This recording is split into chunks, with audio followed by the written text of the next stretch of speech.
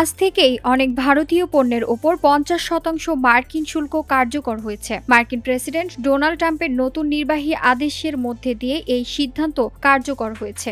ভারতীয় গণমাধ্যম এনডিটিভির এক প্রতিবেদনে এই তথ্য জানানো হয়েছে।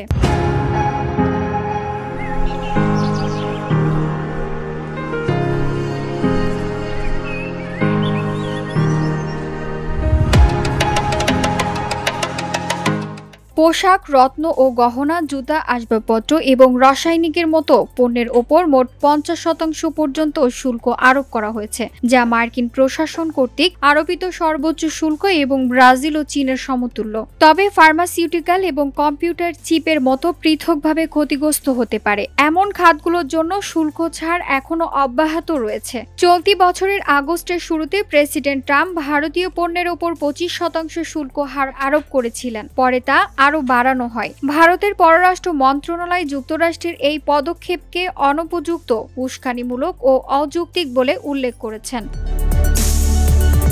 এদিকে ভারতীয় পণ্যের 50% শুল্ক আরোপের ঘোষণা দেওয়ার পর ভারতের প্রধান টেক্সটাইল হাব তিরুপুর, নয়ডা ও সুরাটের বিভিন্ন কারখানায় উৎপাদন কার্যক্রম বন্ধ হয়ে গেছে। ফলে মার্কিন বাজারে ভারতের রপ্তানি মারাত্মক হুমকিতে পড়েছে বলে জানিয়েছে Federation of Indian Export organisations.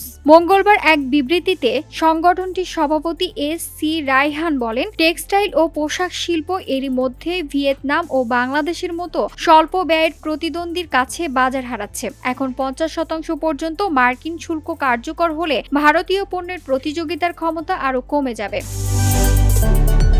তিনি সতর্ক করে বলেন, প্রায় 55% যুক্তরাষ্ট্রগামী ভারতের রপ্তানি, যার পরিমাণ প্রায় 47 থেকে 48 বিলিয়ন ডলার, এখন মূল্য অসুবিধার কারণে অপ্রতিযোগিতামূলক হয়ে পড়বে। VOD Bangla news desk.